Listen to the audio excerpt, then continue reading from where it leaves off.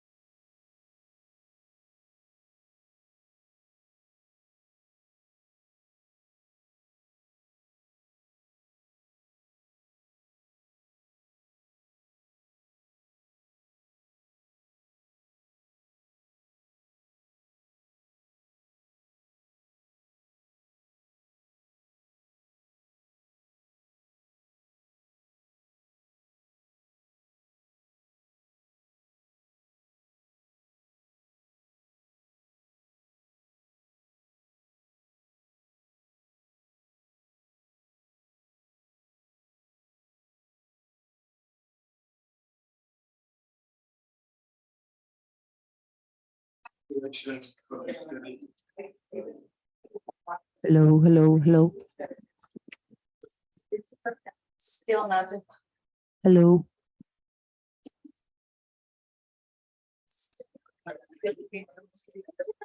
Good.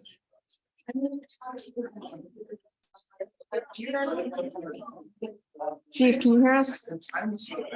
Jacob Hernandez. Oh, there's probably a ton of leftovers. Chief, can you hear us? I was just wondering, because.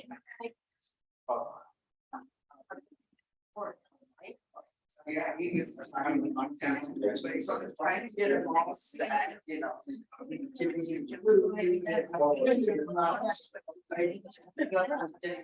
So I said, this is really them, was doing it, and this guy really good. This is kind of fosters in the way. So I shouldn't worry about it. Just because I was. Like it's.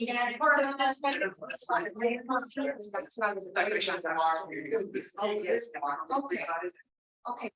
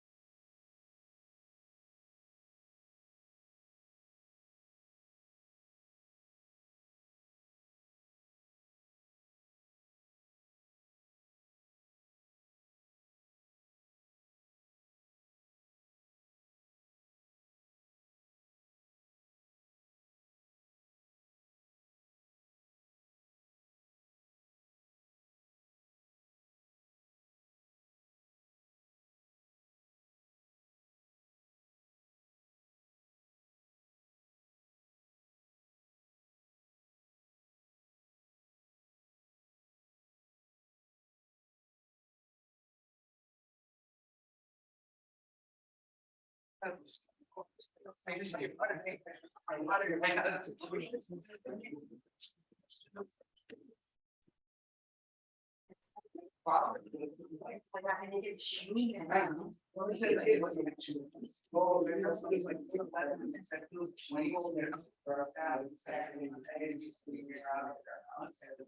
expect it to be hot, because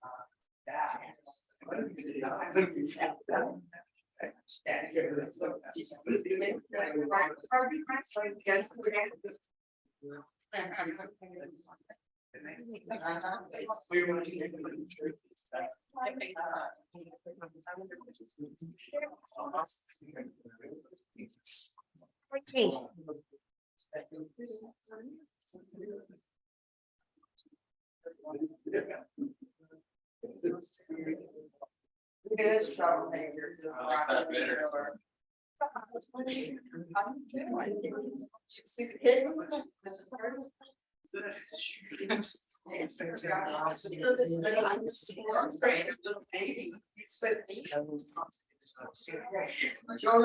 wish, I was just behind serious. Because he was crying about it. And the storm drain.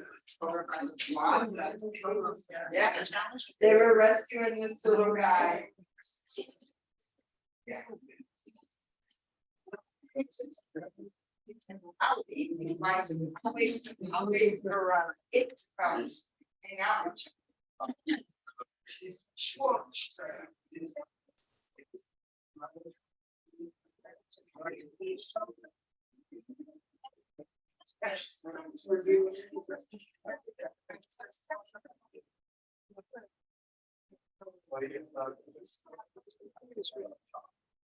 Can you hear me, Miss said?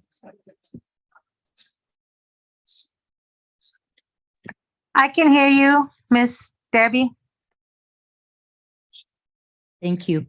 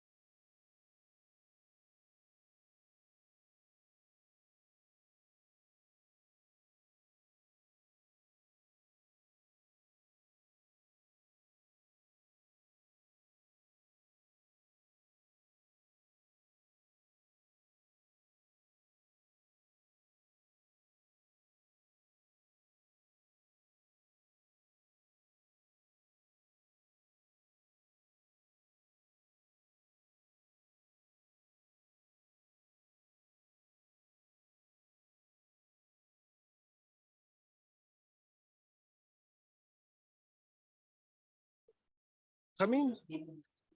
Okay, all right. He said, you want to say a little something?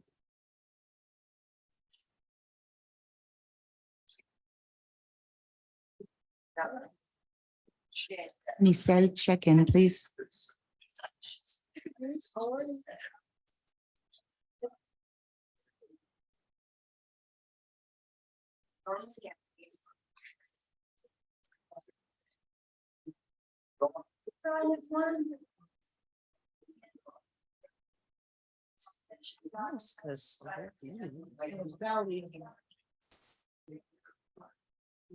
Sally, speaking of that, they're gonna be all digital, or are there some of them here in person? City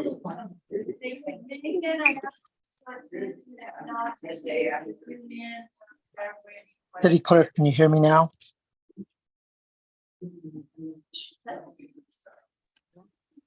Chief Michelle, I can hear you.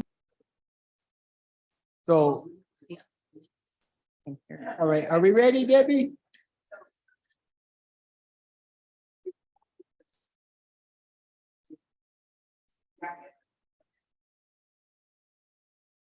Mayor Pro Tem. Mayor Pro Tem. Mayor Pro Tem.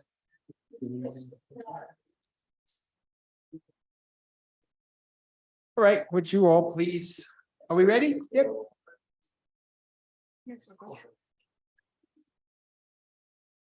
Thank you all for joining us this evening. The time is 6:03. I'm going to call this meeting to order.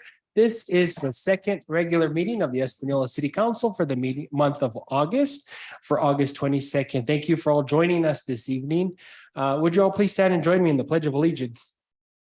To the flag. The United States of America and to the republic for which it stands, one nation, under God, indivisible, with liberty and justice for all.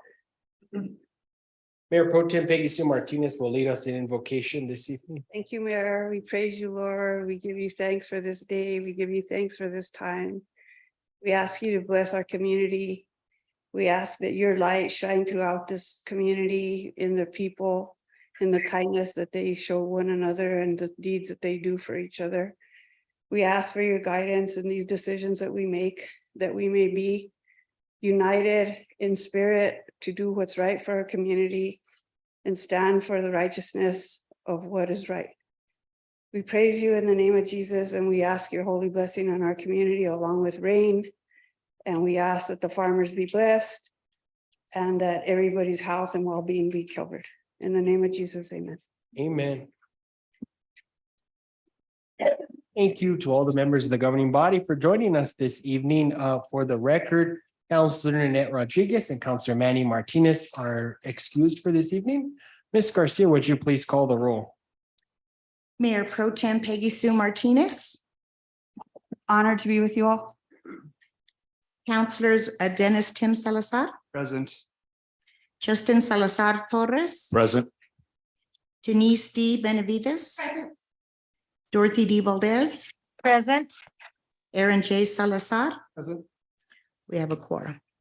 All right, thank you. Members of the governing body, you have the agenda before you this evening. Motion to approve the agenda as presented, Mayor Pro Tem Peggy Sue Martinez. Second by Councilor Aaron Salazar. I got discussion. Any discussion? Yes. All right, thank you. I think some things were moved from the agenda from when it was originally posted to some things being taken off. I don't know if anybody else has seen that, but I don't know if it may be just the app that's working or how it's presented, because on the city website, if you go on, it just goes on and you give me, just bear with me, sorry about that. It just says the one-time event, you know, instead of our city council as a title, things like that. And then going back to look at it, going back and forth, it seems like some things were removed. But just want to bring that to the attention. So I see it saying one-time event too, but you just click on it Right. and then it's right there, the packet. Well, I'll follow up, Mayor. So there was 2 items that I saw on there that were removed. One of them was in reference to the city manager. And the other one was in reference to the claims that Rob Karabi made against Sally Baxter and the chief of police. And in my opinion, they were removed because Counselor Rodriguez isn't here to vote. So that also tells me that there's meetings happening outside of this meeting, because unless there's any other explanation, which I'm sure you might come up with one, my opinion. No, actually, Counselor Benavides, I don't. But it's kind of funny that you bring this up because I found out just the other day, the purchase agreement for the Vista Del Rio apartments that you've been working on and executing agreements on behalf of the city, that's set to expire on September 10th. So this is actually time consuming, and that's why it's on this agenda. We're going to have a presentation because it was at the pleasure of all of you in executive session to not hear discussion about Vista Del Rio because it was going to take probably at least 2 hours. So we devoted this council meeting to specifically talk about that because a lot of us don't know anything. You do because you've been attending each of those meetings. But none of us know anything that's going on. So we prefer to have a meeting discussion with all these discussion items. Counselor Justin Salazar Torres. To follow up on that, though, what was a recommendation that we had given you regarding Mr. Karabi to be on here? Counselor Salazar Torres, that will be handled at the next agenda. This is time consuming. That's why we're handling it tonight. I'm planning even to bring dinner because we're probably going to be here till 9 o'clock discussing Vista Del Rio apartments. This is going to take the entirety of tonight's meeting. I don't see any reason why it would take the entirety. I mean, there's not that much to discuss regarding the stuff. Well, I mean, that's because you've been involved, Counselor Benavides. None of us know anything that's going on, quite frankly. And you're executing agreements on behalf of the city. Executed 0 agreement. No, I have a record that you executed to order an appraisal for that property. You make up shit. I don't know. Oh, you know what, Counselor Benavides, let's have some decorum in here. Don't use profanity in here. I didn't use profanity. Yes, you just said a profane word in here. Don't talk like that in here. Have some respect for the governing body and this entity. Okay, We're gonna talk about respect in a few minutes, Mayor. Let okay, me tell you. all right. So it's a motion and a second on the floor. Any further discussion about the agenda for tonight's meeting? And being none, Ms. Garcia, would you please call the roll? Mayor Pro Tem Peggy Sue Martinez, In favor? Councilors Dennis Tim Salazar, For the motion? Justin Salazar Torres, Not in favor for the simple fact that things were removed. Thank you. Denise D. Benavides, Not in favor. Aaron J. Salazar. In favor. That would be 2 noes. You didn't call me I'm sorry, Dee Dee. Dorothy For the motion. Valdez, I'm sorry. for the motion. Okay, Well, that was 2 against, 4 in favor, correct. correct? Yes. All right, moving on, the agenda is adopted for this evening.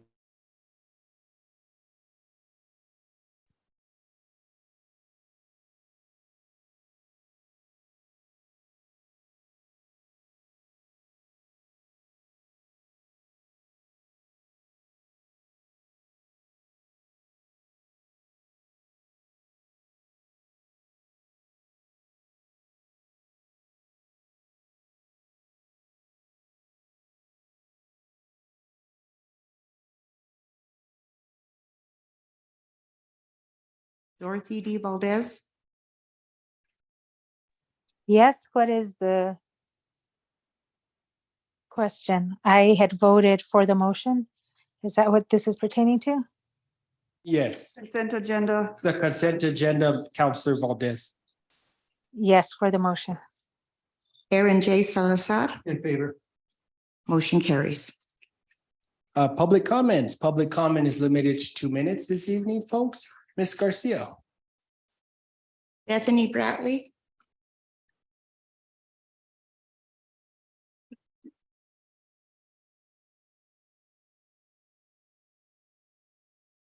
Good evening. I wanted to bring up something that happened today. First off, I want to start with thank you again to the fire department. Who went above and beyond to help rescue a kitten and save its life. All night long, this kitten was stuck in a storm drain. And I was reached out to, like always. to come help. Unfortunately, I was at work and trying to get out of work to come in here and help. I made a phone call to the ACO who decided that he's too good to help.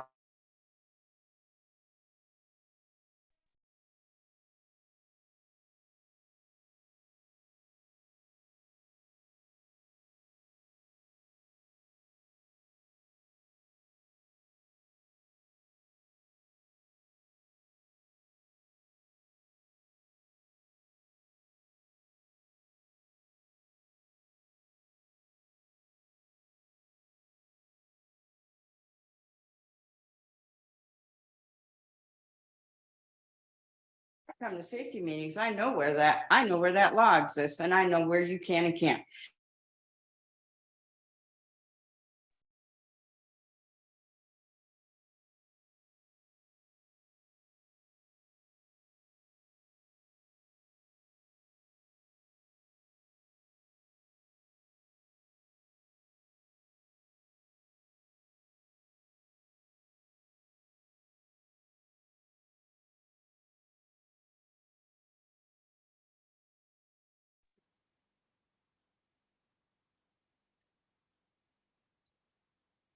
Yeah, Lisa, but they don't hear on YouTube.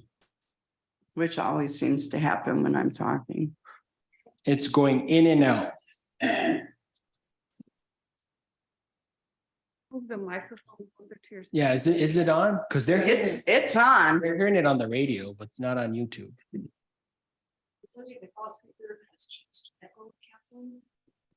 Hold on.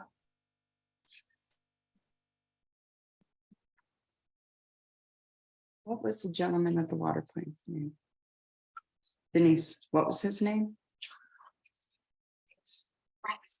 Bryce. Okay, can the listening audience, yeah, they just said, yeah, they heard on YouTube now. Okay, I'm gonna let you resume. You have 13 seconds left. I have 13 seconds left. No, I would like, I paused it at 13 seconds left of what you had of the 2 minutes. but YouTube's not going to hear my comments, so that's not fair. Because I would like my comments on record because I have a formal complaint against your ACO. Give another minute. I would allow her for 2 minutes. I'd go. And also this computer says the host would like you to unmute. Oh, so it's on that end. That's why. Because that's connected to the radio. Can we get somebody who's competent? It's every time. It's always muted. It's always supposed to stay muted. Okay. Can YouTube hear me? Because I want to make sure that they all hear about my complaint against your ACO. They can't hear you. You can? They cannot. I can hear, but I'm not on YouTube, but I can hear. You're an idiot. Please don't, not while I'm giving my comments. I'd appreciate it. Yeah, they can hear on YouTube. They can hear me now on YouTube? They can hear on Kelisa. I don't know what's going on. Kelisa heard the whole time. It's. I understand that, but YouTube is record, the radio is not. Are we ready? Yes, go ahead. Okay. Again, as I said, the fire department, I would like to once again thank them for coming out and help rescue a neonate kitten.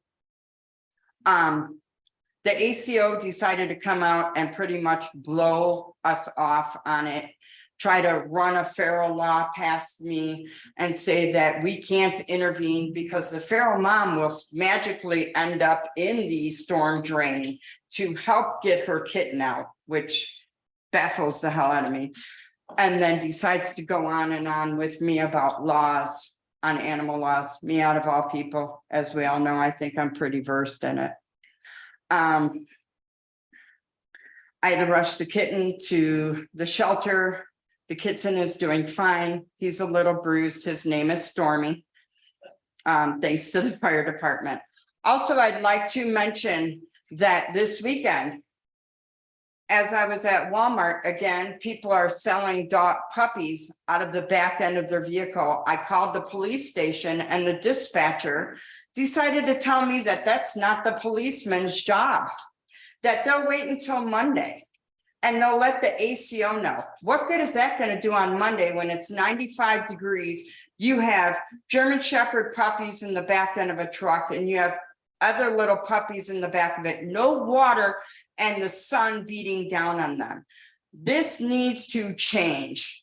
And if I need to be the change and be the bad guy in this town, I am more than willing to do it, and y'all know I will. I will help those who have no voice, because that's disgusting. And for dispatch to tell me when I have asked the chief of police and said it, and even Peggy has reiterated to make sure that the policemen are supposed to be dispatched for it. So we need to work on that. Thank you, Ms. Bradley.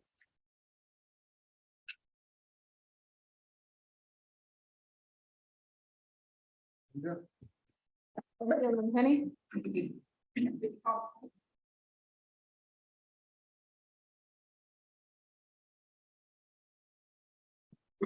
Okay, good evening, and I hope that YouTube can hear me and Kedise, because mysteriously I get muted. First of all, I want to address what Councilor Benavides said earlier.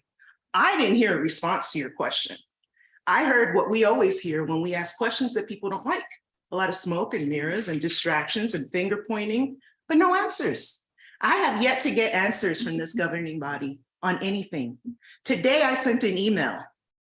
I want to know how this body gave authorization to Mr. John Ramon Vigil to make transfers of the city's funds without council authorization, how he is signing off on city expenditures. You don't work here, sir. Your job is legislation. It's not the running of the day-to-day activities of this city. Okay, you can't authorize spending. You cannot decide that you're going to create contracts with people and not tell this governing body, because we're paying our lobbyists month to month to keep it under the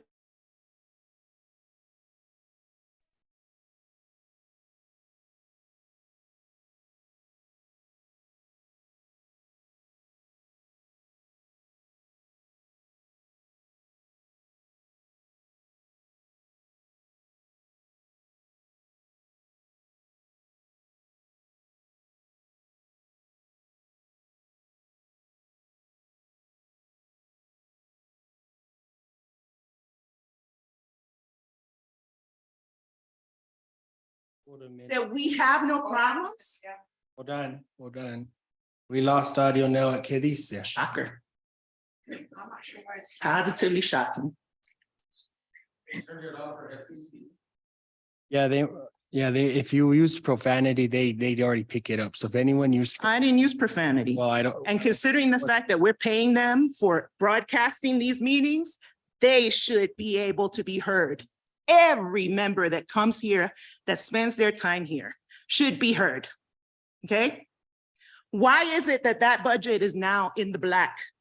Where are the investment funds? Why aren't they listed on that budget? This council just approved a CD how many months ago?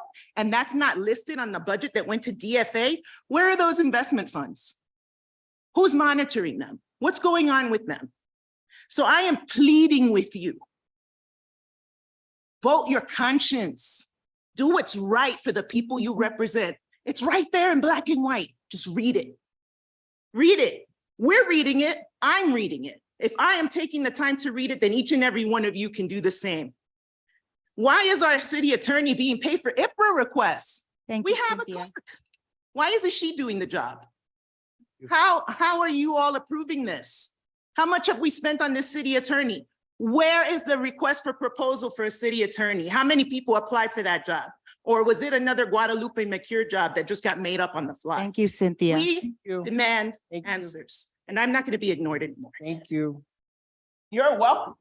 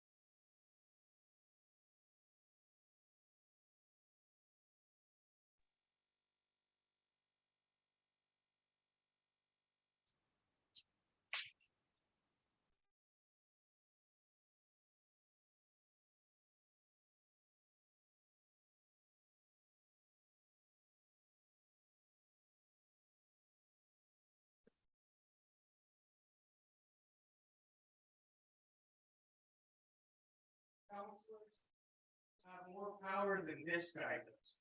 But you guys all fall and crumble to his feet. All of you guys. You guys all try to vote yes, no, yes, no, yes, no. He has 5 on his team versus 4 on the team. You know, it's really stupid. Hold on. You have every right for whatever request. But when they're asked and given in a certain manner and it's fulfilled in a certain way, that's the way we should request how we get them, not by just however you want to send them. That's not how IPRO request works. The budget, there was a spreadsheet of every single employee without the city, within the city of West Mineola of their annual salary. I don't pay you for you to send me to multiply. That's not how that works. Mr. Lona, that's enough. Mr. Lona, Mr. Lona, I've given you 3 minutes. I've given you 3 minutes total. That's what this says. Thank you guys. You guys all have a great evening. Continue to have it. Okay, so the board member. Ms. Garcia. That would be it, Mayor.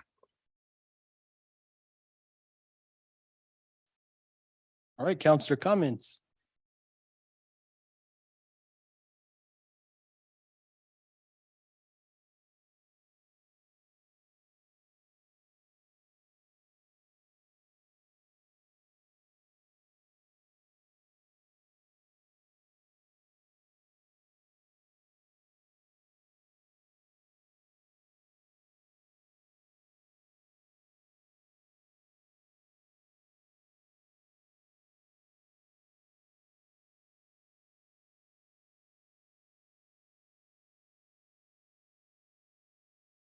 Because I felt sorry for them. Because when somebody is that greedy for power, they lose their self-respect, right? So for me, I wasn't upset.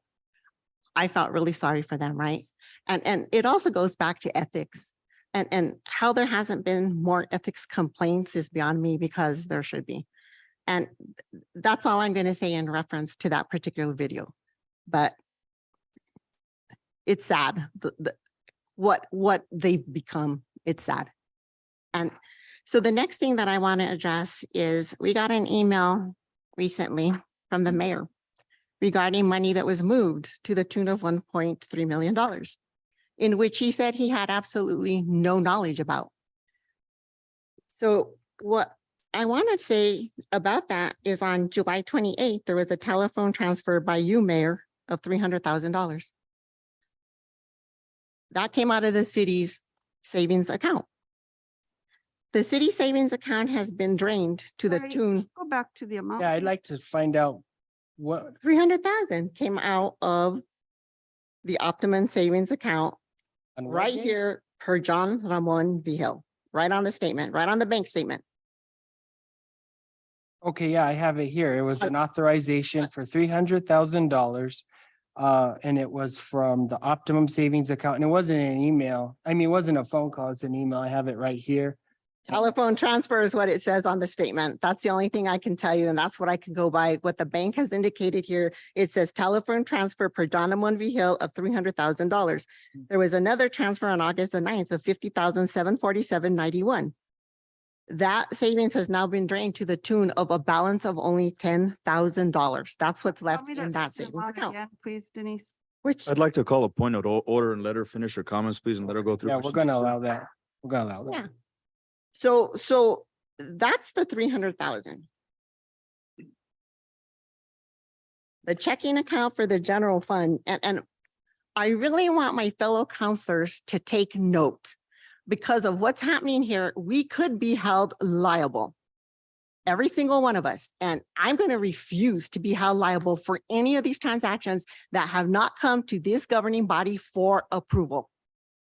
They must come to this governing body for approval. The $1 million was transferred on August the 9th.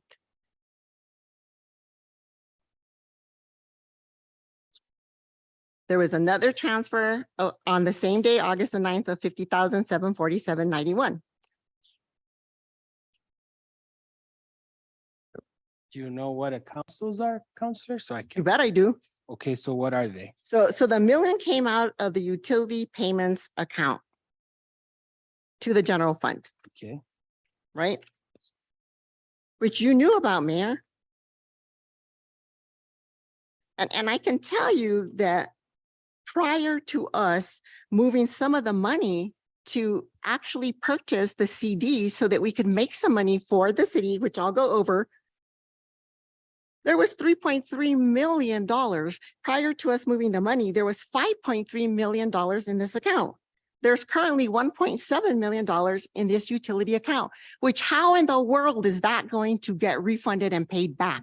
There's absolutely no way that that can happen. so we've been having utility payment accounts going back and forth in those transfers for several years now, and that's been part of the payroll account. Yes, some of them Absolutely. have been, Mayor, and some of them are legit transactions. The million, however, should have had come to council for approval. So what are you indicating that $1 million is from? Because I'm kind of concerned about where you're getting Well, the utility according, payment account. according to Ms. McCure's spreadsheet, she indicated the $1 million was to be used for payables. Whenever has the city had bills that totaled an even $1 million?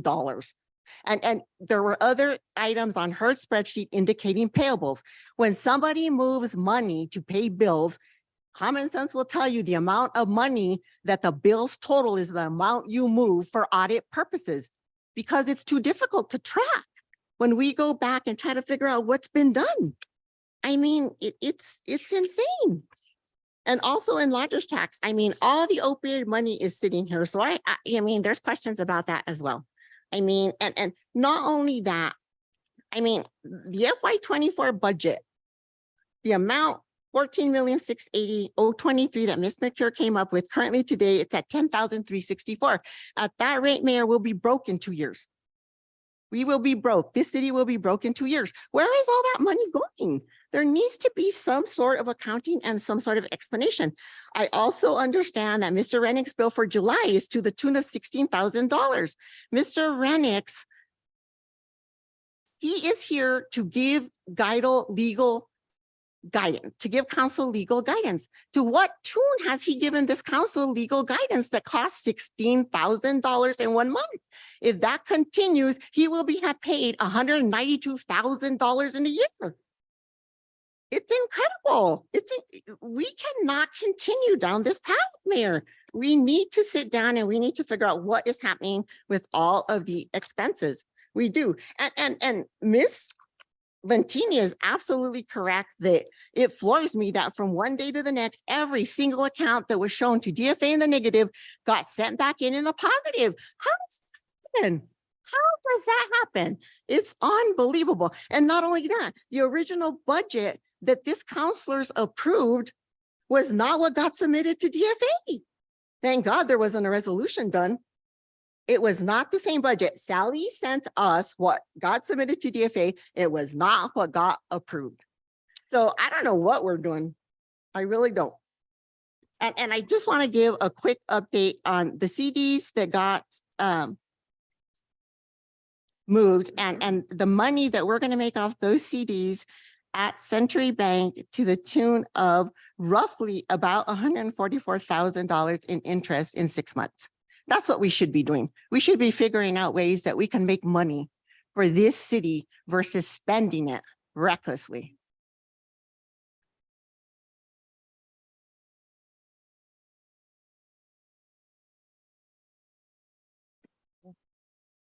Councilor Justin Salazar Torres. Thank you. Back to the questions that I had asked at the beginning is I'd like to know why there was items removed on the agenda, whether it was within the 72 hours or, you know, whatever our legal thing was, because I think you just stated a little bit ago, actually, that you blamed it on a late night. You don't want to have a late night or be here past 9 o'clock or whatever it may be. But you've also stated that that's what we were elected for and that's what we need to do and that's what we're here for. So I'd like to know why the city manager was removed and why was Rob's line item as well removed. I need to know where we're at with the city manager. We've, I think, been a little patient and we shouldn't be. It's been months and we need answers and we need to know where we're at with a city manager. Thank you. Comments? Have any additional comments? Well, I'm. Can we let Counselor Dennis Tim Salazar go? Absolutely. Thank you. Yesterday, as you all know, we did receive an email from the state auditor's office. This was in regard to, it was a long letter. Regard to several issues that the city was non-compliant. We had a deadline of today, August 22nd by 11:00 a.m. I just want to verify if everything was sent as they required. We actually met with them today, Counselor, and so everything was handled and addressed. There was some things that were just discussed, and that's all we had of documentation. Sally, I'll defer to you to go ahead on that, but we met with them. They actually came up here today. Mayor Pro Tem, city councilors, there are a couple of items outstanding. Investigator Beck gave us an extended deadline. We're researching a contract with Northern New Mexico Regional Arts Center that goes back to 2011 and had originally listed an exhibit attached, a site plan. I've gone through contracts over the years and the contract gets renewed, but without the attachment. But in discussions with Investigator Beck, we talked about, I'd kind of like to just try a little bit longer to search before I'm willing to say, maybe we don't have that document. So it was just that item.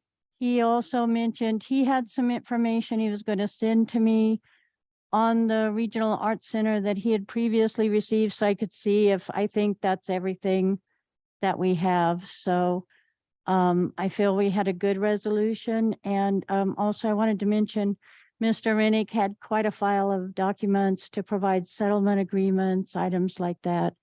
So I do feel that we resolved the letter, and we're just going to look one more time to see if we can find a site plan that was attached in 2011.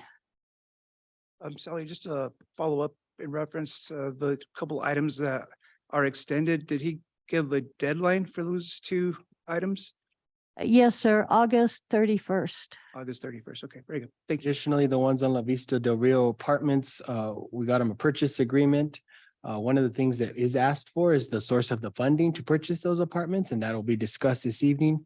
We don't have a source to purchase those apartments. And that we frankly told them that today during the meeting.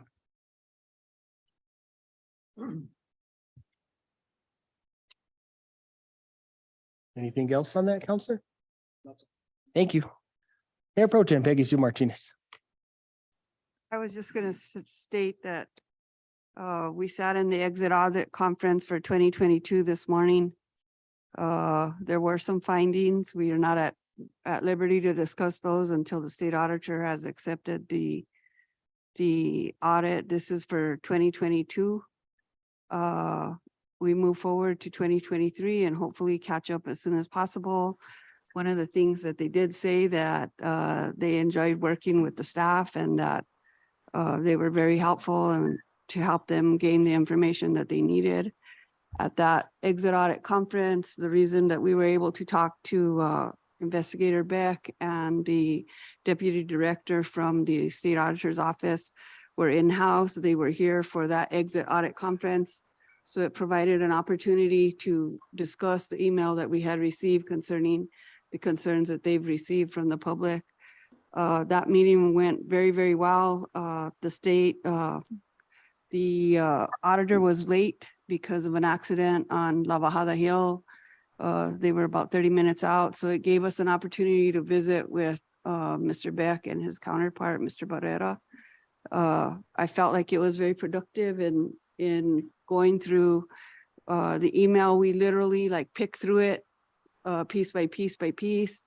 And the only thing that I think was out was some paperwork that had been turned into his office from the city that the city was not aware of. So they have to copy those and send those back to us so that we know what they have.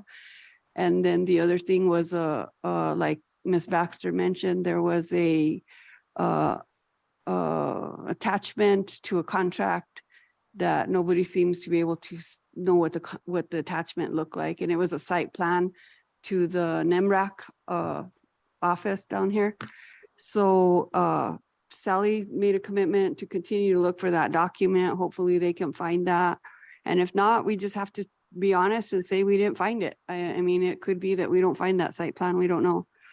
But other than that, the meeting went very well. The exit audit conference went very well, and hopefully the auditor will accept that audit shortly, and we'll be on our way to tackling the next one that we need to tackle.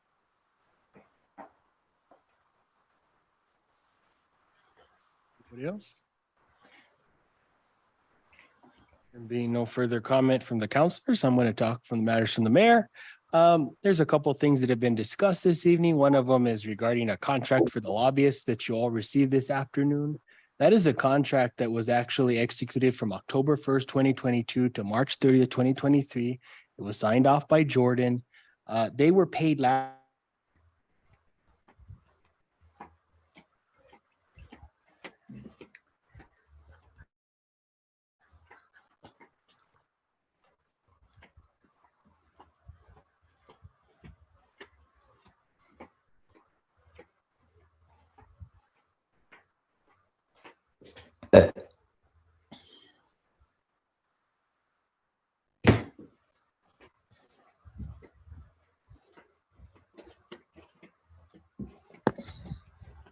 Was a contract executed by the city manager on September 28th, 2022, and there's actually a posting of that actual same contract.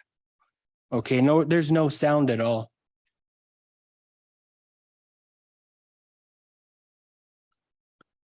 So yeah, that I just want to clear that up. It's sad that we focus on division and hatred in here in this entity. There's strength and unity when we work together, but some counselors insist on not doing the right thing for this community. We have a finance chair that served in that role going on almost 5 years and knew the bank accounts weren't reconciled from March to presently and thinks that's okay and acceptable for going forward. I mean, so we're talking about what's wrong. I mean, how come no one told 8 other members of this governing body that we hadn't reconciled bank accounts, hadn't done grant agreements? These are all things that actually came up in the FY22 audit. So it's quite funny that it's being talked about now, but it wasn't talked about before June 28th, 2023. And that's quite frankly a testament to the leadership of the finance committee and your failure to communicate that to the rest of the members of this council. For 16 months under my administration, you have failed to share with us that. And so Counselor. Another life from you. Okay, Mayor. Counselor. All right, Counselor. Let's talk about how you tried to put investment funds in your brother's credit union bank and you talked with multiple people. I have 2 people that'll be a witness to that. Okay, those 2 people won't lie. Those 2 people won't lie to me. So this community is stronger when we work together, when people aren't dividing us in hatred, when individuals that serve in here work together, when we're working together for our neighbors and such, and we're working day in and day out. I want to commend Counselor Salazar, has a great relationship with his district. I constantly hear constituents from District 1 reaching out to Counselor Aaron Salazar about issues and such. I hear the same thing from Mayor Pro Tem Peggy Sue Martinez. I hear the same thing from Counselor Dennis Tim Salazar. Counselors that are working out there, working for their neighborhoods and constituencies, rather than coming into the meetings just to throw rocks and spread hatred and division. That's not what we're here to do. We're here to do what's best for this community. But quite frankly, this just is a pattern of what's gone on in city councils for the last 50, 60 years. Either you like the mayor, you don't like the mayor, and that's just perfectly fine. That's just the way it goes, and history continues to repeat itself. But at the end of the day, you have to continue to work for what's best for Espanola, for the constituency, to have your phone available and return phone calls. That's another big problem in this building from this governing body, is there's some members of this governing body that don't return phone calls at all from the constituency. And so that's so important. And Councilor Rodriguez does answer the phones for her constituents. She has a very good relationship with her. Maybe I have a very good relationship with my constituency.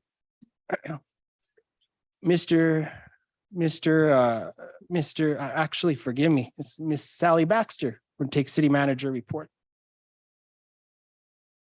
Thank you. Mayor Pro Tem, Point of order, do I not get my questions answered on where we are with city manager and why were things removed and these things? Okay, Counselor Justin Salazar Torres. I don't know what agenda you're talking about. This is the agenda that was posted. There was no change in an agenda. This is all that we have for an agenda. Council, Mayor Pro Tem. Okay. So this is all the agenda that went out. There's 72 hours notice. This is the agenda that went out. One of the things that we do have to talk about is we still have a city manager. And that's why Ms. Baxter has been in acting capacity. We still have a city manager that will be discussed. We've discussed that in executive session. You're very well aware. You've attended each of those executive meetings. And that will be discussed in an upcoming meeting. We might even call a special meeting because of the length of the meeting. You know, it's funny that you talk about lengths of meetings because I'm not the one that complains about the meetings going late. It's quite frankly, every time it's been you. So I made the meeting have this specific topic because we are going to talk about La Vista Del Rio Apartments. There was a discussion about the attorneys and how much we've spent there. Quite frankly, in the month of July, if you go through those vouchers for the attorneys, most of them that were to attend the meeting regarding La Vista Del Rio Apartments and to see the liabilities and such getting into that partnership. And so Mr. Rennick has been attending those meetings steadfully. And so that's why they tripled through the month of July, because Mr. Rennick has been greatly involved. He should have been involved since day one. We wouldn't be in the situation we're in right now had he not been involved since day one. And you're absolutely right, sir. But you do not know how to run a meeting. You have no structure and there's no organization in this chambers. When we were here last time, my daughter started her first day of preschool the next day, and you guys kept rambling on about certain things. And I asked for order. I asked for us to get at least 5 things in order. First and foremost, some guidance before you guys just start rambling for 3-4 hours. It happens all the time. And there's no structure. There's no leadership. There's nothing. So yes, I will complain about how long meetings go because I got kids to go home to. You don't. I got a family, dude. I care deeply about them. And Mayor Pro Tem has given me great advice, mind you, over the last 6 years. And she told me never to neglect my family, to always keep them first, because actually one of her best friends, who's like a brother to her, told her he missed his kid's first home run. I will not do that. I am not you. I don't thrive. I don't live, breathe, playing politics. I will do whatever comes first for my family. So yes, when things aren't structured in here and organized, trust me, I will sever the cord. Can we get back to the agenda, please? City manager report. Mayor Pro Tem, city councilors, I wanted to give you a quick update on a few of our projects in the works. Riverside Drive, the utilities project. I had a meeting with the engineer. We're following up with Department of Traffic, NMDOT regarding drainage. And I expect to get a timeline update from them. We think we're looking at the first of the year before we have shovels of the ground, but we'll narrow that down. We've also received communications from NMDOT regarding the repaving. They hope to have the contract out for repaving mid-year 2025. So the timing would work out well for them to be able to come behind us and repave Riverside after we've gotten the utilities installed. On State Road 76, we're still finalizing with DOT what the traffic plan will be. I met with Wilson and Company, the engineer, yesterday. They may have some additional costs to provide a different traffic plan. If so, I'll bring that before the governing body if there is an increase in the design cost. But I should know by the 1st September meeting. And I had a meeting with NV5 regarding Silky Blue Bus Way. They just need a couple of final pieces of information. That would be where the driveway will be for the residential parcels, where to put fire hydrants, and they are expecting that project will go to bid in January. I have Another update I just wanted to mention, it's a thank you to the fire department. You may have seen it in the news. We had some nice press coverage. KRQE interviewed Assistant Fire Chief John Wickersham and Fire Inspector Investigator Pablo Montoya gave us some good coverage. KOB gave some coverage. What happened is we purchased this house behind the La Jolla Fire Station, and it was scheduled for demolition, and our firefighters asked their chiefs if they could do some live site training there. So Assistant Chief Wickersham took some nice photos. I had the opportunity to go out and see it. It was just fantastic to see, and we got great publicity on that. So thank you very much to the fire department. We also have department reports for you today in your packet. I received one. I apologize. It came after the deadline for the packet. So you found that on the dais for you. We have our department heads. Some of them are here in person. The others are standing by on Zoom. I won't go through them item by item, but I would be honored to stand for questions or defer to any of the department heads you would like to speak with. Counselor Denise Benavides. I just want to update Ms. Baxter. So are the reconciliations complete now? Mayor Pro Tem, Councilor Benavides. I got a report today that the bank reconciliations had been completed for the last quarter of the prior fiscal year. So we are back on track on those, I believe. And those require a resolution? I believe we're going to be bringing one forward, and also we would be bringing forward fourth quarter reports for the. I'd like to see the reconciliations, but I really want to see the detail that goes with the reconciliations. If you could send those to me, please. I will make a note of that and see what I have that I can get to you. Thank you.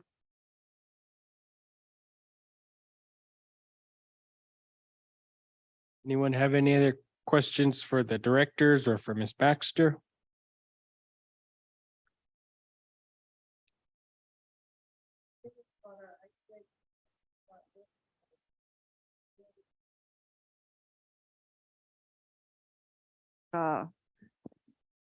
I'm wondering if we got that in a timely fashion. Mayor Pro Tem, city councilors, I'm happy to tell you, yes, we did, working with Mr. Robert Apodaca. He did a great job. We got that turned in, and he also had a letter he needed. So the package was submitted on time.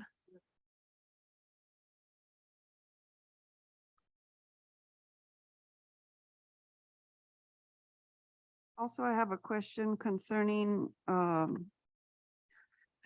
patching of roads that need to be fixed within the city. Do you know if the street department has had availability of hot mix? I know we made commitments to somebody on Star Lane that had addressed this body concerning a hole in front of her house that had been there for quite some time.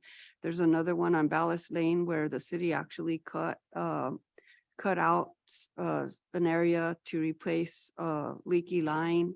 And then just throughout the community, there are potholes that I'm wondering if the streets department has had an opportunity to get some hot melt to address those situations.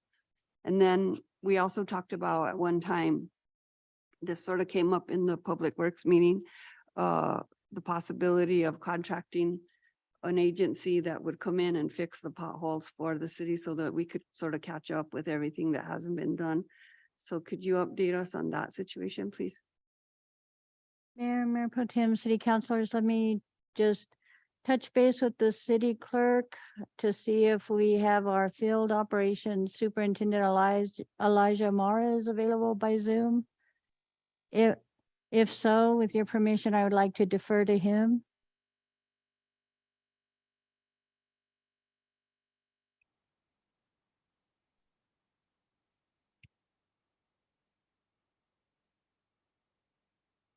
Elijah, you're on.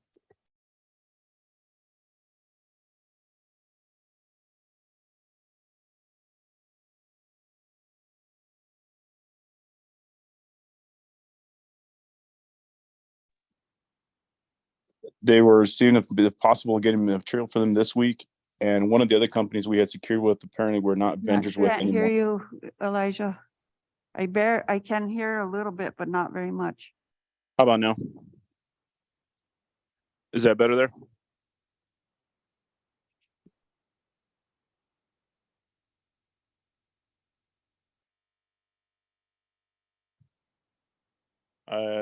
It says I'm unmuted here, so I'm not sure what's going on here. How about now?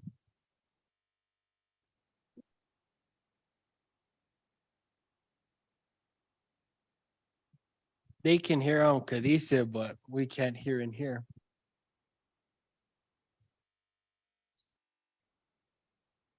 How about now? Are we able to come through?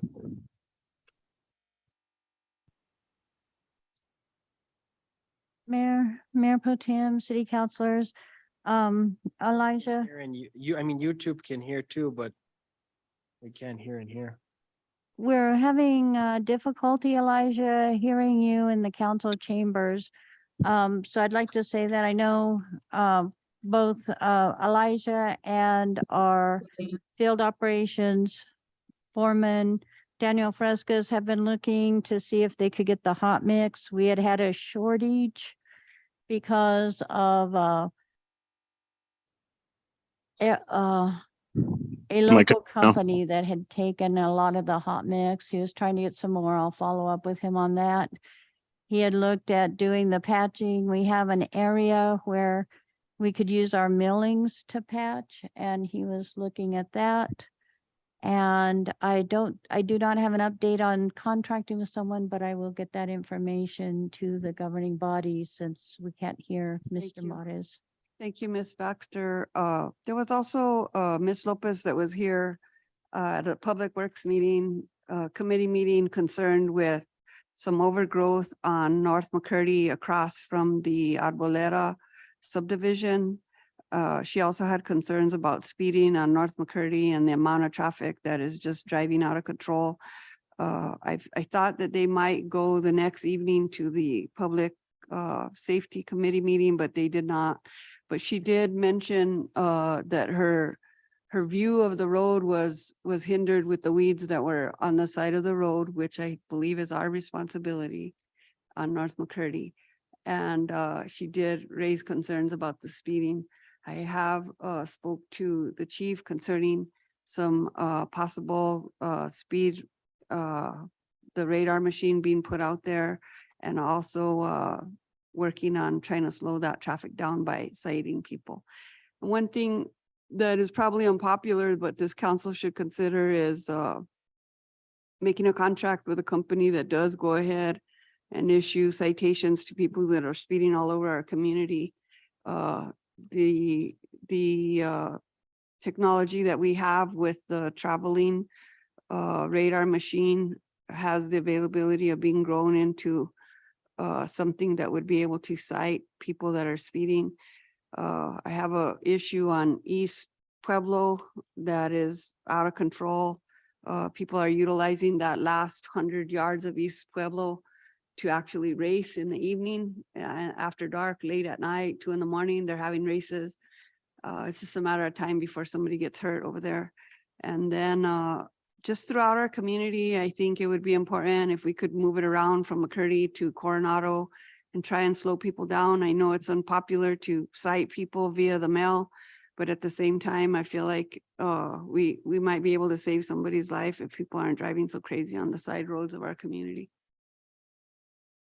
Mayor Pro Tem, city councilors, I'll be happy to follow up with the chief. I believe he was also going to attend by Zoom. I'm sorry. Yes. We're having audio difficulties, but I'll follow up with him, and I wager money a lieutenant here in the room has already made a mental note to look into this as well. So we will follow up on that. Sally, I actually had something about getting the crosswalks repainted at the schools, and then some of the speed bumps need to get repainted. Specifically, there's some there on the west side where they need to get repainted with the yellow striping. I think a Cayaloma, Mr. Leyva, and the Corvette, right, going over the speed bump there. So there's some streets there, but specifically getting the crosswalks, I know some of the counselors had brought up concerns about getting them repainted prior to school starting. But if we can get some, the one over there at Fairview Elementary, the one here at Espanola Elementary as well.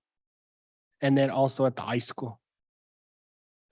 And I know we've worked with DOT about that corridor as well, and Elijah's done a great job working with Jerry Valdez. And we will follow up on those, Mayor Hill. Thank you. Anyone else have any questions for Ms. Baxter, or any of the directors? We're going to be going back to having director reports at each of the city council meetings. They're going to be at the second meeting of the month, and director reports will be provided to the governing body at each of those meetings. I want to applaud Ms. Baxter. She's been having department head meetings continuously. And so we're really happy about doing that. I think it brings back some stability and some information about what's going on here at City Hall. So thank you.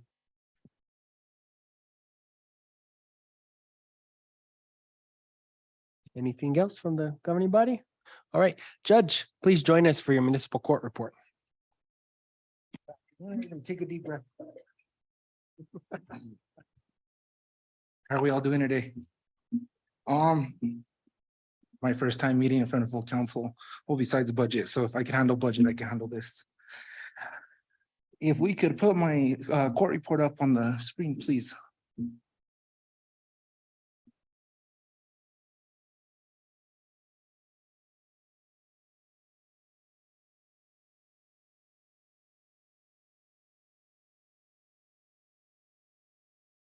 Oh, right there, up.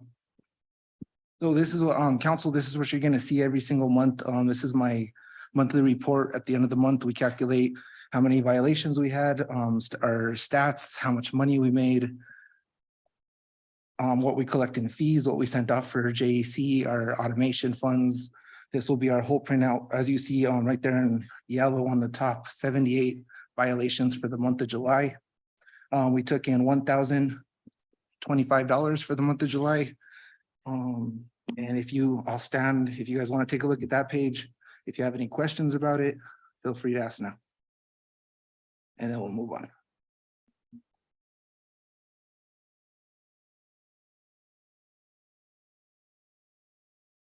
I want to highlight for you jail time credit and community service and sentencing value, $769 as of July 16th. The law changed that now defendants get $24 credit per hour of community service.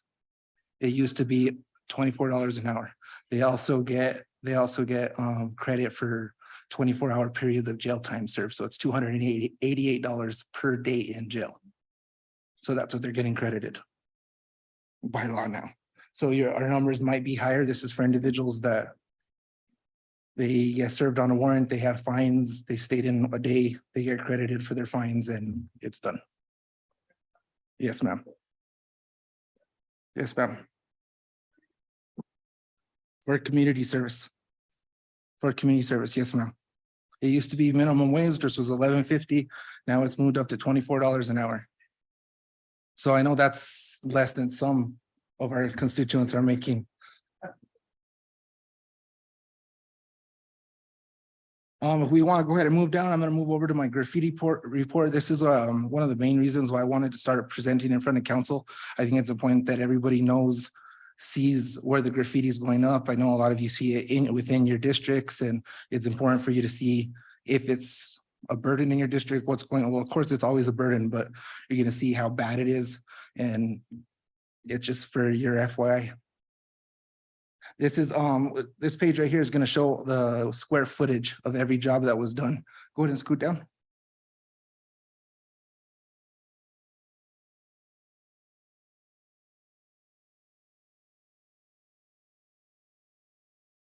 Go ahead and take a look at the graffiti report, everybody. That is all the pictures of all the graffiti that was removed in the month of July from the city of Espanola. I want to note that this month it was lower.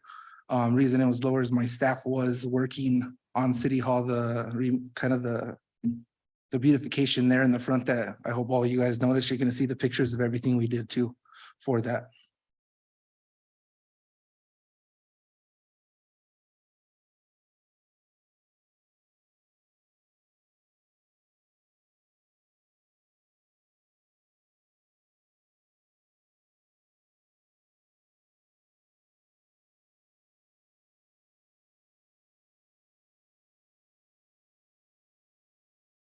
And these are the pictures of all the upgrades that we did here in front of City Hall.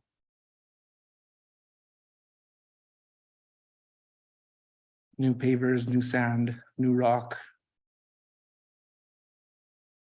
Wait till you see it in red, with the red painted. We put in a lot of succulents in there that don't need a lot of water. So hopefully everything stays and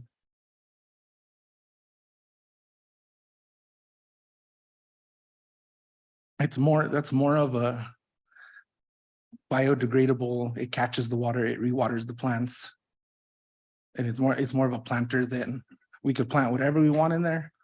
It's just the upkeep. If we notice those the pictures that we were taking there, if you go outside and look at them now, the sun's kind of beating them. I don't know if it was just because we cross planted them. We've been watering. I know Elijah said he was going to be helping us water during the week. So everything's getting watered. So we're hoping everything takes, but you never know.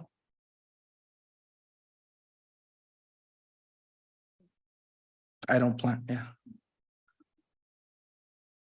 Well, everything I plant dies, so.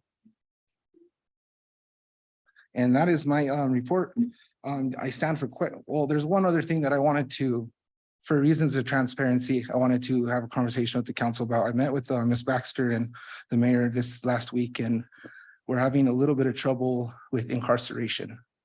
Meaning there's a lot of, our primary place that we go to is Santa Fe County. TA Detention Center does not take our inmates because of staff that they have. But I just wanted, we're having trouble with Santa Fe. It's kind of the wording in the contracts that mess us up. It says no order of commitments, and it's pretty much at when they want to. So there's a lot of times that Leonard, the transport's calling me, we can't find a jail. What do we do? We can't find a jail. What do we do? We can't find a jail. So I just want everybody to know that we are having that problem. It's I did address it with the city manager and the mayor, just so you guys is FYI, I want you to know.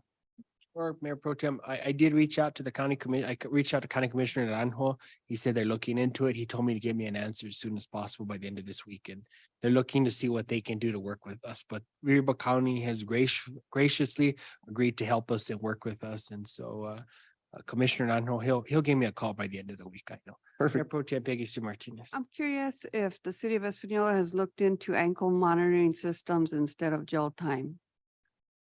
Because I think it's more use cost it. efficient. I use it, but you got to know that there's about 80% of the people that come to my court are homeless or don't have jobs or are struggling.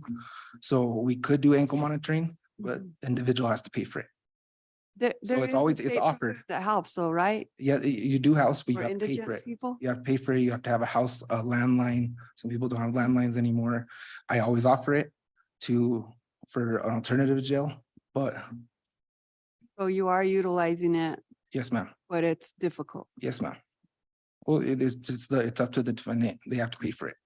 Right. So if they're already struggling, it's just another cost that unfortunately, I don't want to have to hand out cost after cost after cost, Agreed. especially when you can't afford it, anything as it is.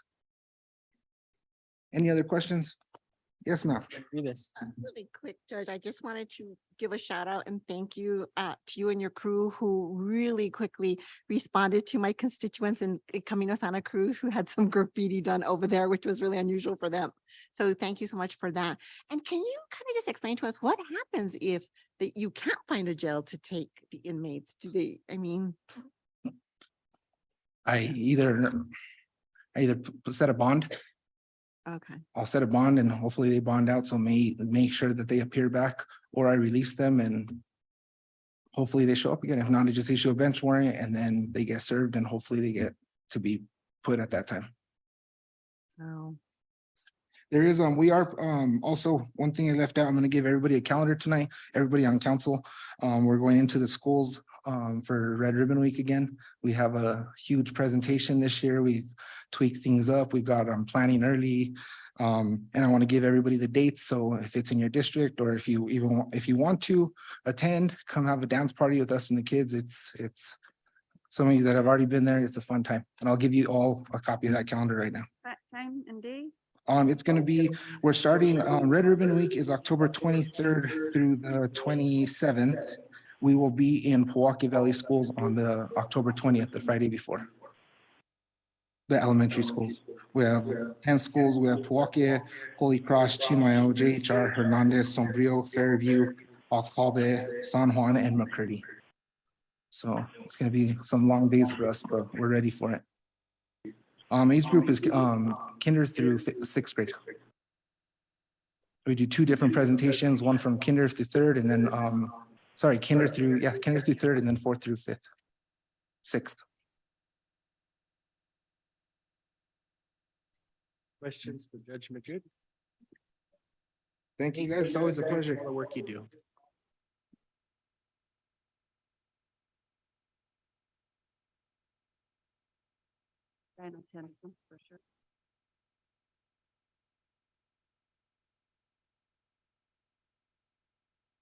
And as required by ordinance, we're going to be going forward where the judge is going to be giving a report. He probably will do a report every month. He'll probably provide a report. We can do as alternate. 1 month we'll have digital, we'll get it via email, and then some months he'll come and do a formal presentation, but we're happy to work with Judge, and thank you for coming this evening, Judge Madrid.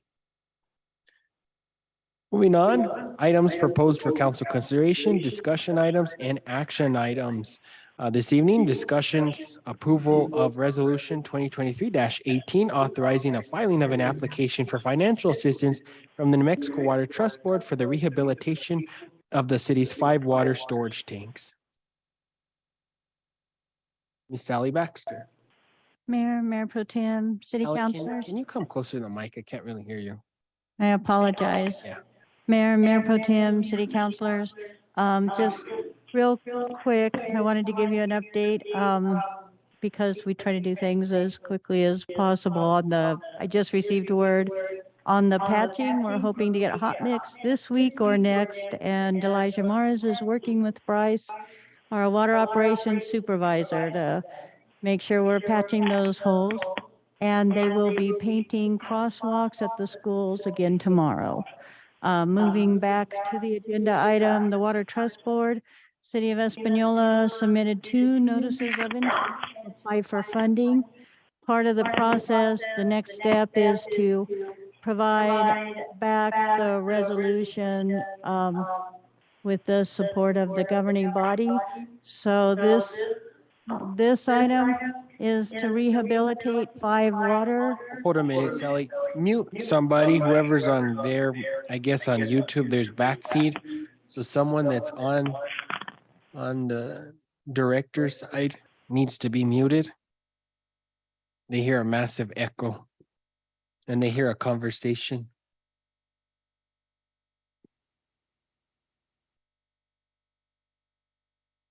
Okay, they don't hear it anymore. Thank you. Regarding the resolution, I respectfully request the governing body pass the resolution to return to the Water Trust Board as part of the application process. So moved. Motion made by Mayor Pro Tem Peggy Sue Martinez. Second by Counselor Denise Benavides. Any discussion?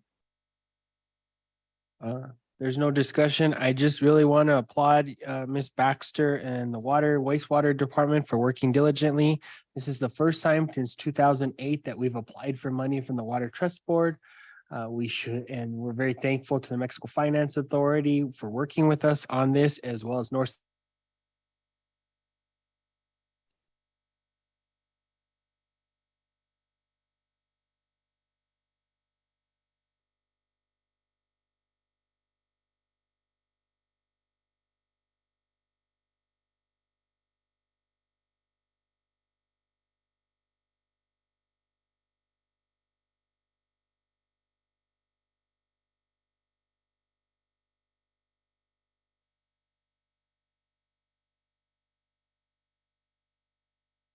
Benavides.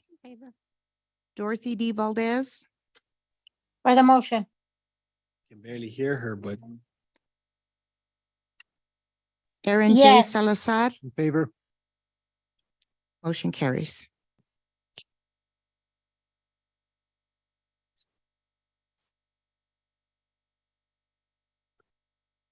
alrighty. So did you get Counselor Didi Valdez's? Well, Yes. discussion approval of resolution 2023-19, authorizing filing of an application for financial assistance from the New Mexico Water Trust Board for Prince and Carter Ranch Well Number 2. Miss Sally Baxter. Mayor, Mayor Pro Tem, City Councilors, this is the second item. We had submitted a notice of intent to the Water Trust Board. This is the Prince to Carter Ranch Well. It's a new well water line to connect to the distribution system. And I appear before you to respectfully request this resolution. So moved. Second. Motion made by Mayor Pro Tem Peggy Sue Martinez, second by Counselor Dennis Tim Salazar. Is there any discussion? Just under discussion, same as you, Mayor, thanking the staff for thinking outside the box, looking at Water Trust Board for funding that has been available to the city that we've never applied for. So I think having somebody attend these Water Trust Board meetings is important. Understanding what's available is important, and utilizing it for the city's benefit is important. And these two items, just so that the general public understands, these two items are items that were actually taken off the ICIP, which is good for the city because it makes our ICIP list, which is state funding list, more condensed. It helps us, the city of Espanola, to get the funding for the projects that we really need. So when we're able to get alternate funding like this through the Water Trust Board, this is very important because it helps our city to grow without costing anybody in the city anything. So thank you very much, Sally. And I also want to thank one of our constituents actually works for New Mexico Finance Authority. She supports us with Water Trust Board and she gives us the good heads up on a lot of these projects. And that's Miss Connie Marquez, who served the city of Espanola as former city clerk. She's actually the first woman to serve as interim city manager. So thank you, Miss Connie Marquez, a very good friend of mine. And thank you to all the staff that work so diligently. And as she continues to send me stuff, we will be applying for it. There no further discussion. Ms. Garcia, would you please call the roll? Mayor Pro Tem Peggy Sue Martinez, In favor. Councilors Dennis Tim Salazar, For the motion. Justin Salazar Torres, In favor. Denise D. Benavides, Favor. Dorothy D. Valdez, For the motion. For the motion. Aaron J. Salazar. Favor. Motion carries. Thank you. At this time, it is recommended by myself that we enter into executive session. Notice is hereby given that the mayor and the governing body of the city of Espanola will enter into session in accordance with the New Mexico Open Meetings Act.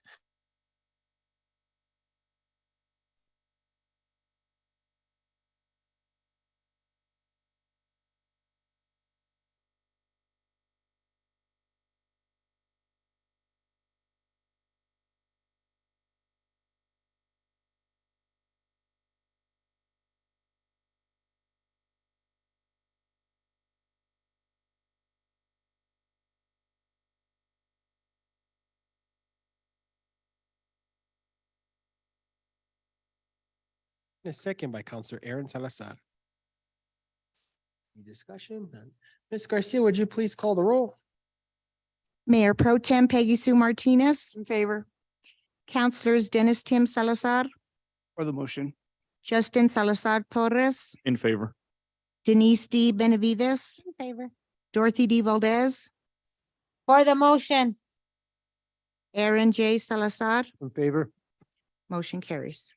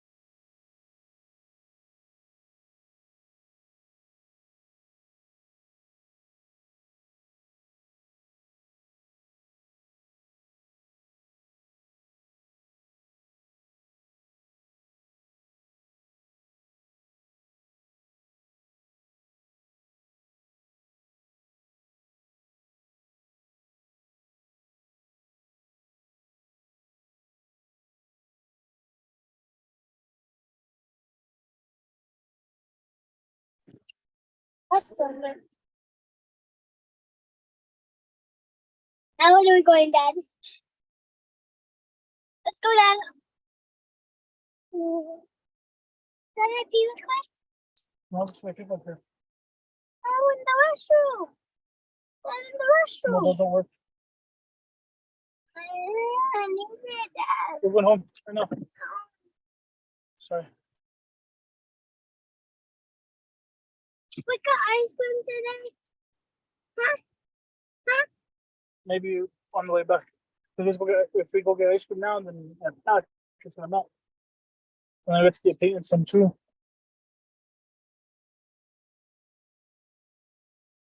We're gonna paint some too.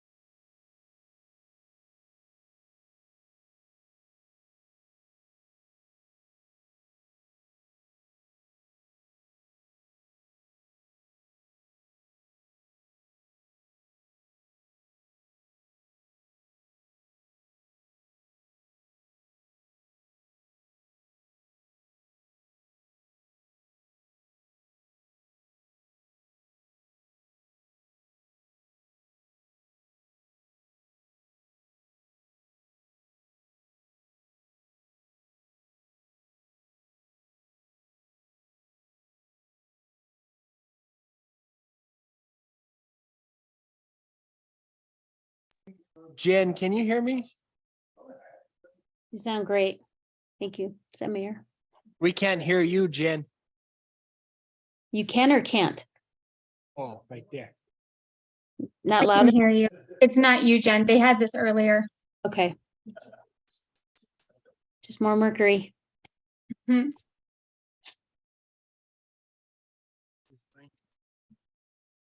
Jen, can we hear you? Can you hear me now? It doesn't make sense. Can you hear us? I Yes. can hear you. Yes. Can you hear me? Hello, hello? I can hear you, Jen. Counselor Valdez. Hi, counselor. And Kathleen can hear too, so it's in the room, darn it.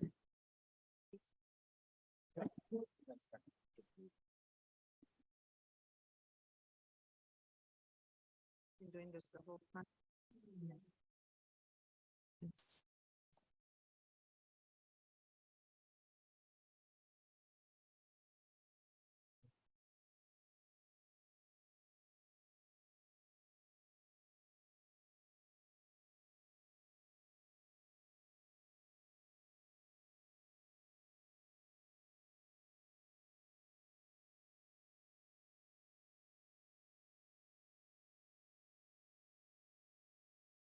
Pancho, the Frenchie, is snoring so loud. I can't hear him. He's ridiculous.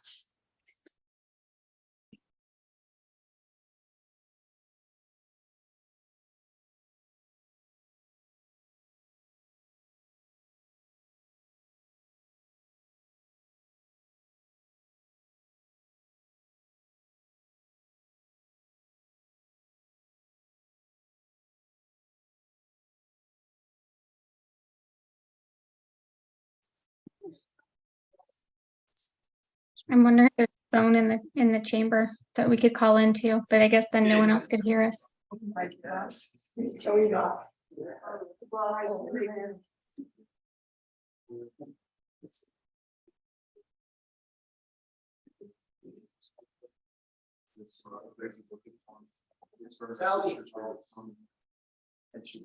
Oh, yeah, I appreciate that. After that, she wanted- she's just sitting there. It got me, I was like.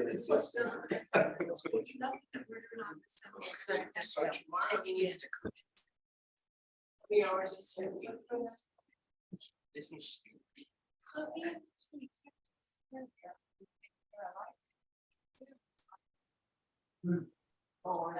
We can't hear them now. I'm trying to have Jen do a presentation.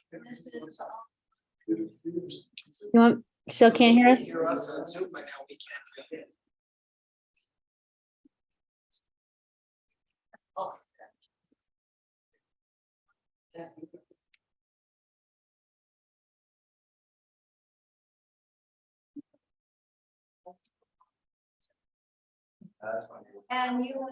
Hello?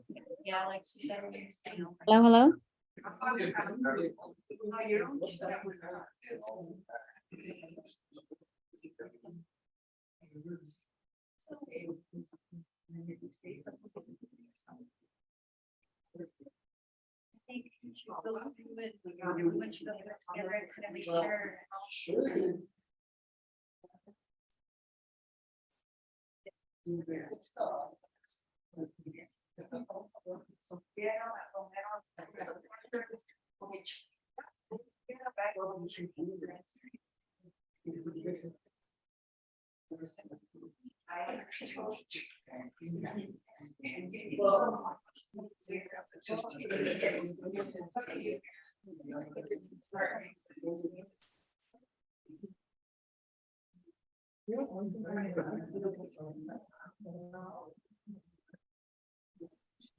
Get it up again. Was that? Next week, next week, yeah.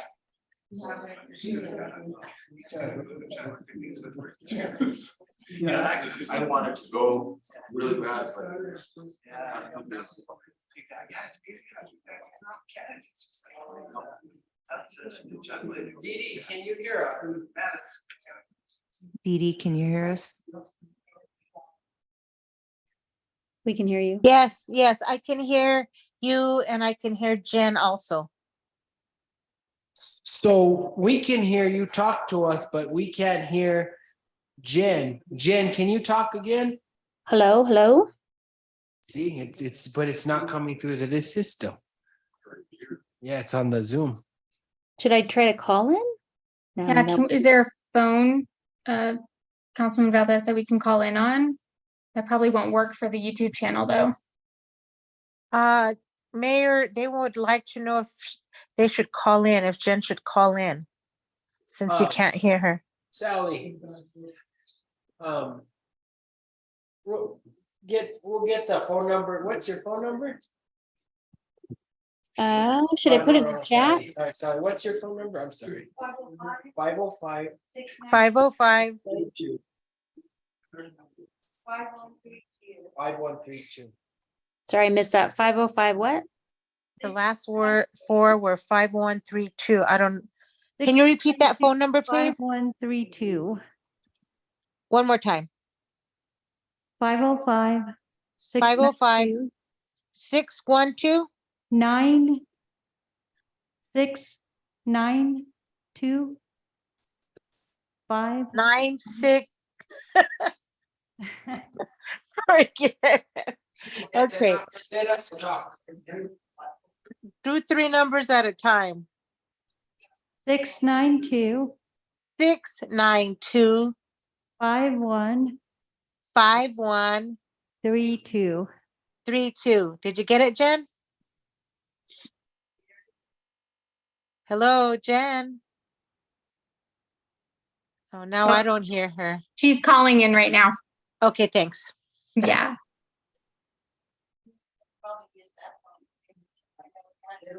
She's calling in right now.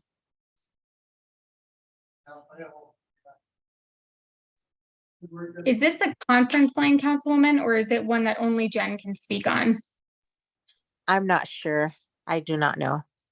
Okay, I'll wait for her to call and then I'll either get a busy line or not. Okay. Thank you. You're welcome. Hello? Talk some more. Hello. Do you have a formal presentation or Jen, or is it all just verbal? It'll all just be verbal. Okay, all right, so then we're gonna run it like this, Sally, you don't mind on the phone? Okay. Yeah. Give me 1 second.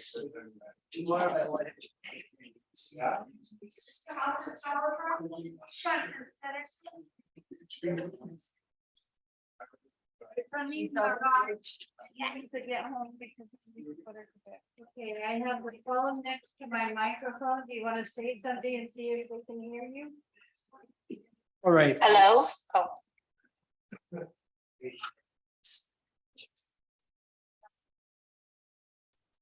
You're out of order.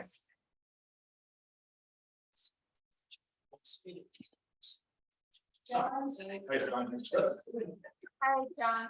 Okay, folks. The time is 9:01. The council has exited out of executive session. No action was taken in executive session this evening. Motion to come out of executive session. Motion to exit out of executive session, Mayor Pro Tem Peggy Sue Martinez, second by Counselor Justin Salazar Torres. Ms. Garcia, would you please call the roll? Hold on, Jen. Mayor Pro Tem Peggy Sue Martinez. Councilors Dennis Tim Salazar, For the motion. Justin Salazar Torres, In favor. Denise D. Benavides, In favor. Dorothy D. Valdez, For the motion. Aaron J. Salazar. Favor. Motion carries. Right. Hold a minute, Jen. Items proposed for council consideration, discussion items, action items in open session. Discussion and possible action regarding the purchase of real property, La Vista del Rio Apartments. Ms. Sally Baxter, I'm gonna defer to you or how about I go to Mr. Reddick first? To lead into Jen and lead the introductory for Project Moxie. Mayor, members of the council, this is, as you noted, regarding the potential purchase of the La Vista del Rio Apartments, on which the city already has a purchase agreement with the owner, Mr. Bosley from Wyoming, in the amount of $500,000. Is still pending. There's not a closing date at this point. There are some contingencies to still take care of. In the meantime, Project Moxie, this is the two people we have on here tonight, Jen Lopez and Kathleen Van Voorhees are from Project Moxie. They're in Colorado. And they put together a team that has looked at every aspect of this project. It started with the indication the city got that USDA, which is the financier for the current owner, was going to foreclose on it and evict all of the tenants, which would be sort of a repeat of Santa Clara. So Project Moxie stepped forward and put together a team to figure out what the city can do if it purchases the property. Can it stay with the USDA program and continue to get the rent subsidies, which are essential to the people living there, and what that would require in order to do it. And if not, then which direction to go. They've put a very great deal of work into this. They meet weekly to go over it. Jen and Kathleen here now can bring the public up and the council up to speed on where it sits. Is that good enough, Jen, to get you going? That's a great intro. Can you hear me okay? Yeah. Great. Hi, for the public, I'm going to give a little bit of background and history and then go right back to where Charles queued us up. So again, Jen Lopez, president of Project Moxie with Kathleen Van Voorhis. We're housing consultants. We've got 20 plus years of experience. We're working on over 100 million in deals right now in 2 states. And our specialty is working on affordable, publicly subsidized housing. We got to come to Espanola in mid-April and meet you in person. We are consultants for Ancorum St. Vincent, which is a foundation in Santa Fe. They were called by Santa Fe County to see if we could be lent to the project to come in and just assist with the due diligence to see if this project could be redeveloped, what needs to happen and what was going on with the property. And so I just want to reflect back on that April meeting when we were sitting in front of you. The amount of passion and concern you all shared for your community members and not wanting to have anybody displaced was incredible to us and very inspiring. And when we talked to you, we said our goal, and this is with our partner Marisol Akins, who's on the ground in Santa Fe, was to help the community have a different process and approach to looking at this property and what could be done. And the vision for the process that we've been in for 5 months was to keep the residents in place if possible, redevelop the property so it would be a real gem in the community, and do so in a way that engaged the broader community in that process. So I'm going to go into a little bit more detail again, because we haven't been in front of you or in front of the public in a bit. And so we just have a lot of updates. That come across well? That sound good? All right. So hard to see you. Your faces are so small. So sorry. Again, I want to talk about the process so far. So after you all said, yes, please, we would love the support and assistance, we went back to Ancorum and they've been ordering third-party reports as part of the due diligence. The other thing our team did was, we are not experts in USDA. And so we used our national networks to bring in somebody from Enterprise Community Partners named Janelle Salinas. And she, through Enterprise, gave over 100 hours of in-kind for us to try to figure out this process. Our focus the first 2 months was really trying to understand if USDA could support us in this effort to quantify what the subsidies were on the site and whether we did think we could try to preserve those subsidies. When I came back to you in June, let me back up. The other really important part of this whole process is Marisol helped to create a coalition that meets weekly, and it's a really powerful coalition. It's got Mateo, the Rio Arriba Housing Coalition. It's got congressional staff, senators' staff, county commission, Denise. It's got your own folks from the community on. And that has been how we've been navigating this pretty tough process and trying to figure out what to do. So we will have that meeting again on Thursday. And I think I feel comfortable speaking for that coalition that they are also very passionate about trying to do the right thing for the community. So that sets the stage. So we spent about 2 months going back and forth, researching USDA, looking at documents. I think we had 1 conversation with USDA and 1 email. We got partial answers to our questions. And most of our questions had to do with, what is happening with the property? Is there a way for USDA to step in and help us preserve this property? And what would that look like? We found that the subsidies were worth quite a lot of money, several million dollars in rent assistance that we wanted to try to preserve. We came back to you all in June.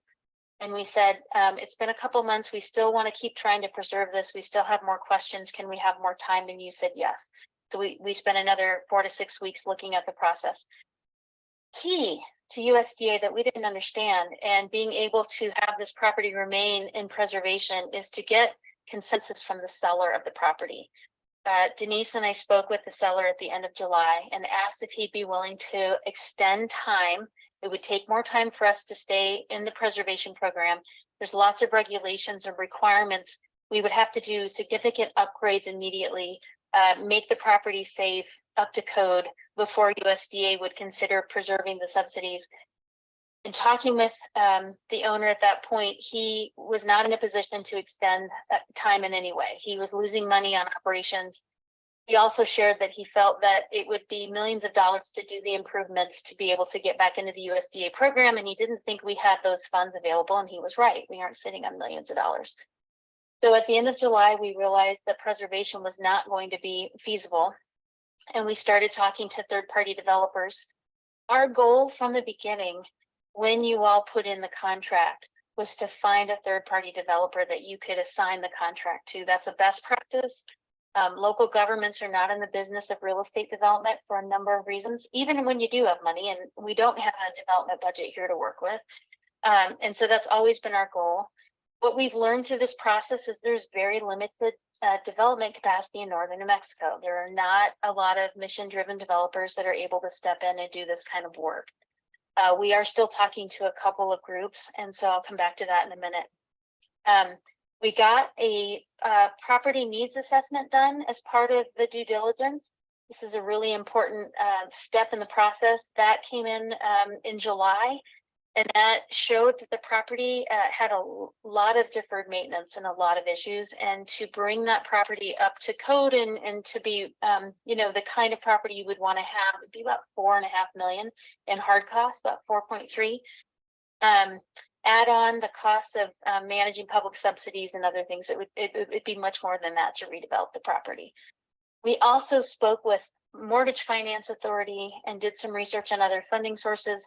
There are funding sources available for this project, but all funding sources are extremely competitive, and it would require an experienced developer to be able to package those subsidies and bring them into this project. I do want to mention we had meetings with the residents. We met, I think it was May, Kathleen, that we met with residents. We let the residents know that we had every intention to work with them, keep them housed if possible, and provide support throughout the process. Kathleen was down last week meeting with residents, and Kathleen will continue to talk with residents during this process. But once the USDA subsidies were off the table, and once we had the costs to redevelop the property in hand, it looks like a very challenging project for the city to take on. We've been asked to give recommendations to you all. At this point, we still have an appraisal that we're waiting for to get back. We want to see what the appraised value of the property is. And again, we've been talking to a few other developers, but you have a contract. There's not an end date, but there's some dates based on the due diligence getting completed that indicates that this fall we would need to move towards a closing with the seller of the property. We do not recommend that the city of Espanola purchase this property because of the level of risk and the exposure you would have as a local government. And I'll just be really specific. The risk is if you take down the property as is now, you would need significant funds to improve it, to make sure it was up to code. You would have to find a property manager. You would have to insure it. These are all things that you don't normally do. And these are all things that I don't know where we would find the funds to do this. The second thing is it would take years to package the financing to redevelop it. And there's no guarantee that we could do that. And so at this time, I do not recommend that the city move forward with the purchase. However, I would like the city to consider giving our team permission to continue working with the seller and to continue talking to third-party developers to see if we might be able to assign your contract, do an addendum to the real estate contract and assign it to a third-party developer who may be able to develop it. There's no guarantees here, but we still have time. We'd like to explore that. And that's kind of our recommendation. That was a lot. So I'd love to see what your questions are or comments. Mayor Pro Tem Peggy Sue Martinez. Thank you, Ms. Lopez. We appreciate your due diligence and doing everything possible that you've done thus far.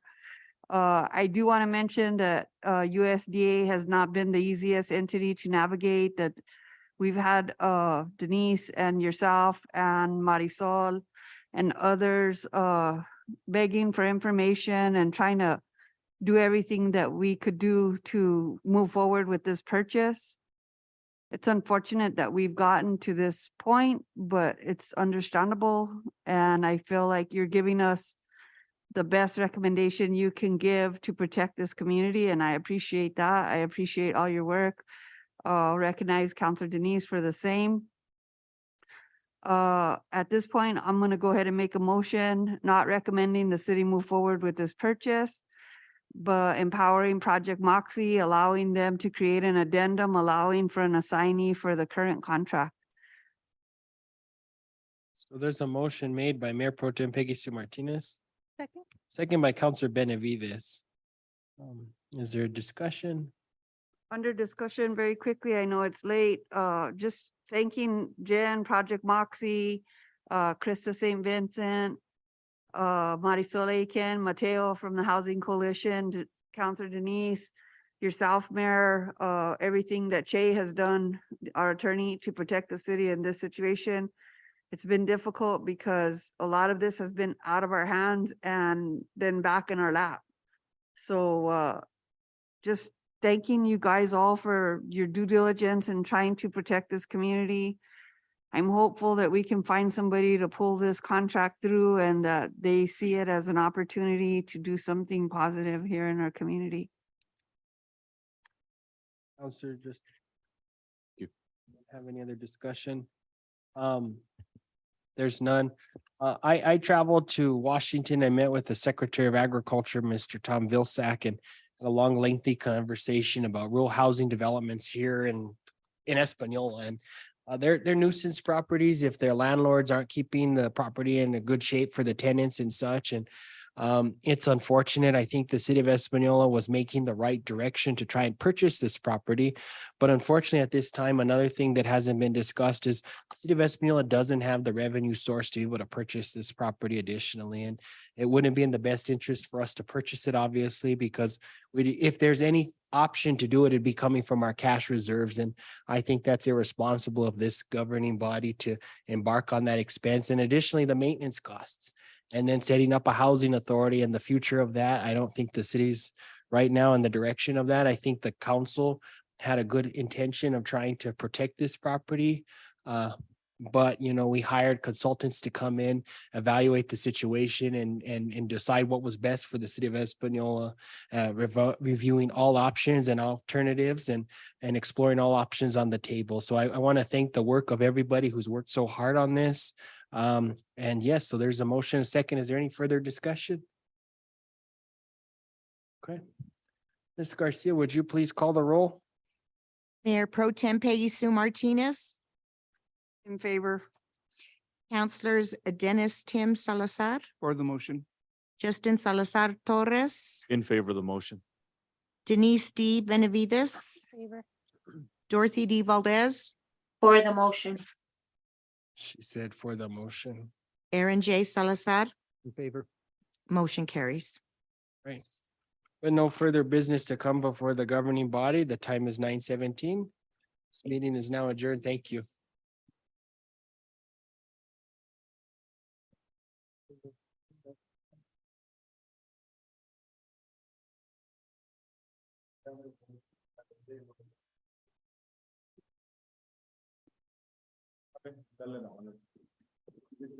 Good night.